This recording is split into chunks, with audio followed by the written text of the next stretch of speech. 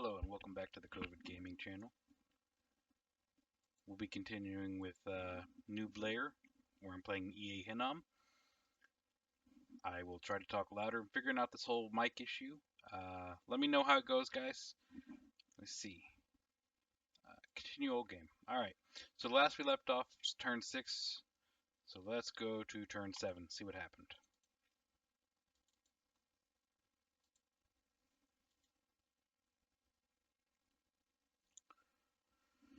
Alright, so that priest that I had sent to the Jade Amazon province, he decides he doesn't want to completely waste his time. I don't have the cash for a temple.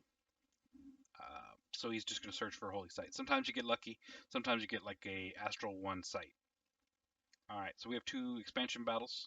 Let's take a look. So it's my classic javelins up front, swordsman in the back, expanding into a normal indie province. This is in the disputed lands on the border with Calum. And the Giants make quick work of the Indies. Prophet's doing his thing, earning himself a spot in the Hall of Fame. He did that last time helping to kill Calum's god. Alright, let's take a look at Raspberry Woods. This is my generic expansion force. And it's into Lion Tribe. Got my line formation. Commanders on hold, hold, hold.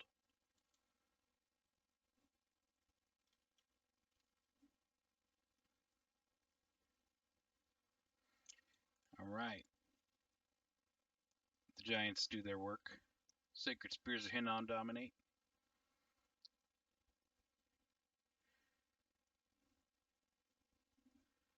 Oh, go a little faster than that. I'm surprised the Lion Tribe was able to hold up and clash with the Giants for as long as they did. But the end result was never really in doubt. With 2 commanders here, stray arrow's not gonna end your hopes. Alright, so they run off. Let's take a look at my situation. I've got the lab built in the Castle Arcanum. I did not find any holy sites. Calum takes the 3rd of our 3 border province. Got a big nasty throne there. Calum's doing their own little site searching. This guy's paid for himself, but his job is never done. So I'm going to send him to the swamp. Swamps typically have high amounts of gem sites, so he's going to take a look at that. Trying to secure more of the contested border on Nuke map. Capitals are 3 provinces away. You have your cap circle, which is pretty much yours, and then you have a contested zone that's 2 provinces from the cap. And I just got to get out there and secure it as quick as possible, and I can take the inner stuff at my leisure. Now this scout report finally shows me a reasonable number of lizards, and not wanting to backtrack with my initial starting army, who had kind of worked themselves into a corner here. I don't want to go to war with Calum, and I don't want to waste a turn moving back. There's a whole bunch of lizard boys here. They hit hard. They have 2 attacks each with a trident and a bite. So I actually have the Horite leading some light spears just to flesh out my numbers. They're on hold and fire. Cast spells, stay out of the way. And he'll probably just stay and search the woods after the battle. So we're just reinforcing the initial army. It did take some losses killing Calum's god last turn. Let's take a look at my guy. He got cursed from a bad event, but going into the lizards it doesn't matter because the worst thing the lizards do is curse you. Joke's on them, I'm already cursed. Got heroic toughness. This guy is going to be a hit point monster. It's going to be a little mini Melkort. Alright, I'm pumping out light javelins. Got indie commanders coming out. I have not randomed any Earth Amis. This is going to be a trend that's going to hurt me. I have a 1 in 4 chance of getting an Earth Ami. Well, there's 4 chances, no Earth Ami. The air ones are pretty good. Fire ones, might as well leave them researching for now. Okay, so order of the day. Let's get some path variety. One thing Hinnom does not have is a lot of path variety. So if I've got some wizards, I'm going to try to get me some path variety. And they're great at researching.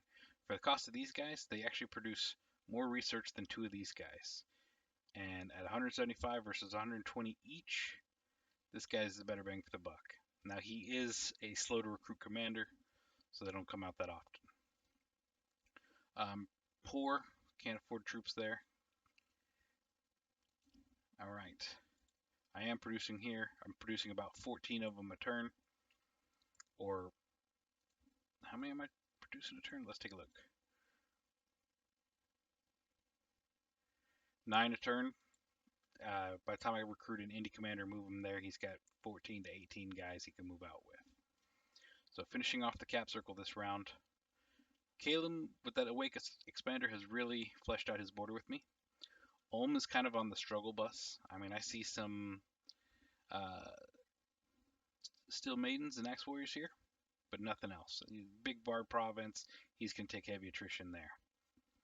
And this is not my disputed zone with him. This is his southern neighbor's disputed zone with him, so he can have that. I've traded away rights to these 2 thrones in exchange for the 3 middle provinces. These thrones are so heavily fortified at the moment, and I'm planning on killing a lot of neighbors. I'm not really going for the thrones just yet. We got a nice little alliance going. All right, that's turn 6. Or sorry, that's turn 7. Let's take a look at turn 8.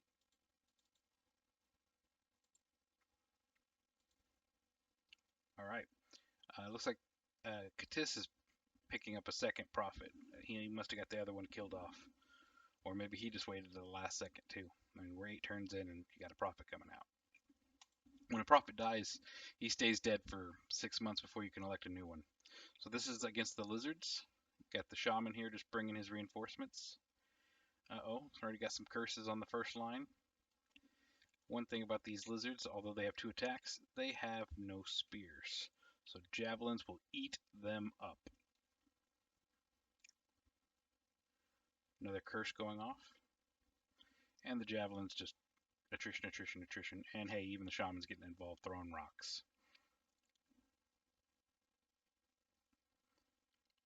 The few hits that they are getting in really do hurt. But my line pulls up and routes them. It's a triple expansion turn.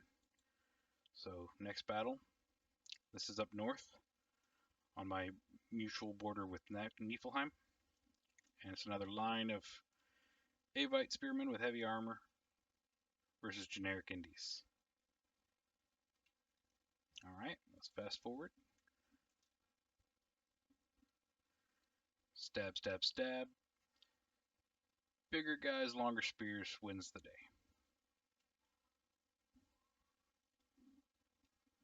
Alright, third expansion. Relatively attritionless expansion, minus the little stabby event with Caleb. So this is more my normal. You got the hold, hold, hold generic Indian in the back. He can't do line formations. He's not that great a leader. So he's got a box of light infantry. We just wait. And being up here in the corner of the map means they're not coming over on top of me, but they'll gravitate towards me and not run around my guys. That's part of the hold and fire. It allows these guys who would essentially flank to more gravitate towards the closest enemy. So throw, throw, throw, stab, stab, stab.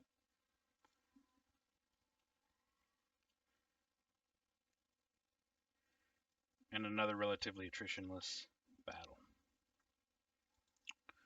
All right, so now I realize, hey, I've got production for days. You know, 2 caps essentially on turn 8. Let's just hit it, man. Let's hit it, hit it, hit it. As many troops as we can. We got a wizard finishing here. Still no Earth Army. This is turn 8, no Earth Army. As many troops as I can afford here. I've decided I have a materials advantage that nobody can match, or nobody should be able to match at this point. I've got decent scales.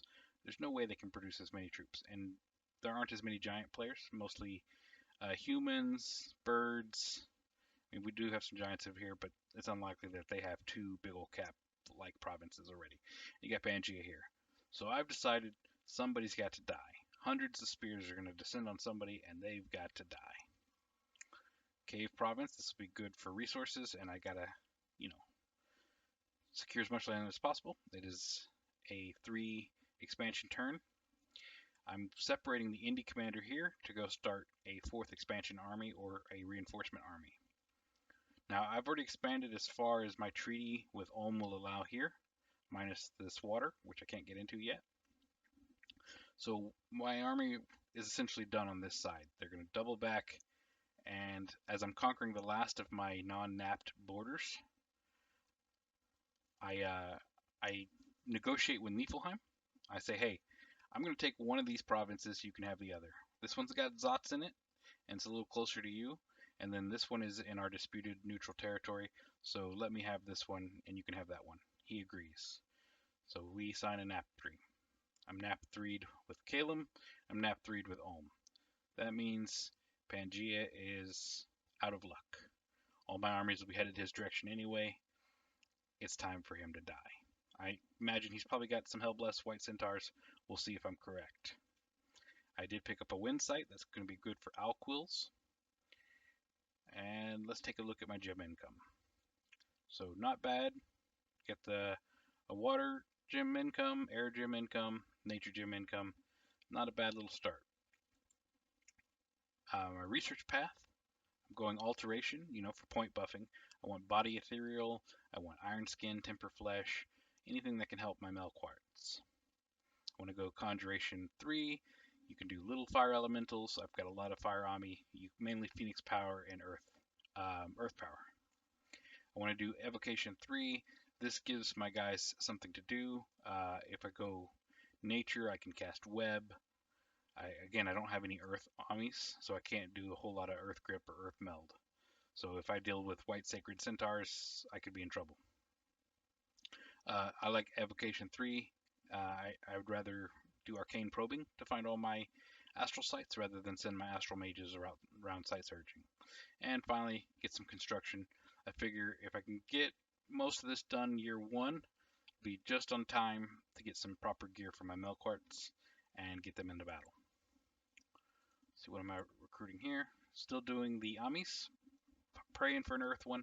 An Earth one would just do wonders. Legions of Steel, Strength of Giants. Great things for these armies. I see I got some Lavaborn here. It's always interesting when you can get a different type of troop for your army. Let's look at my nation overview. I'm putting 6 province defense in each of the provinces just to avoid certain bad events. And I've got a decent number of giants. The Thrones of Extension. Throne of the Pantocrator, I'm not crazy about, but we are playing for 11 points, and this is a 3-point site. My god is imprisoned, so he won't be seeing the field for some time, so I don't have to worry about him dying. Throne of the First Age, it's meh. I'm already maxed out on magic, so it doesn't help me as much. But anytime a Melkart has extra magic resist, it's just harder to bring him down. Throne of Life, I really like a nature-heavy Hinnom. The Akkas are the only guaranteed paths you get with Hinnom. So if I can force some nature, then I'll force some nature. I'll throw some Thistle Maces and just go ham with nature spells. Throne of Death, this would be really great to have. Giants are expensive, and as soon as I can switch to a skeleton-based army economy, the better. I got Throne of Fortune. Hey, Astral, luck. I could use some luck to counter the misfortune I had to take. Throne of Earth gives you gnomes, 2 earth, 2 nature. I've already got the cross path, but this is a more powerful version of it. Then you get crystal, silver, and golden thrones. These are all cross paths that I don't otherwise have at Hinnom. And great cross paths at that. Alright, Hall of Fame. Tim Curry, the voice of Hexus. This is my prophet, and he's putting in the work. Claim life, the best smite in my opinion. Kalem's up there. Ermor's been buying mercs, and Pangea's doing its thing. So Pangea, this is when it was decided that you had to die. I still was thinking about killing giants. Regenerating Needful giants scare the hell out of me, but so do Hellblessed White Centaurs. So you've got to die. Thank you for bearing with me, guys. Let me know how the video went.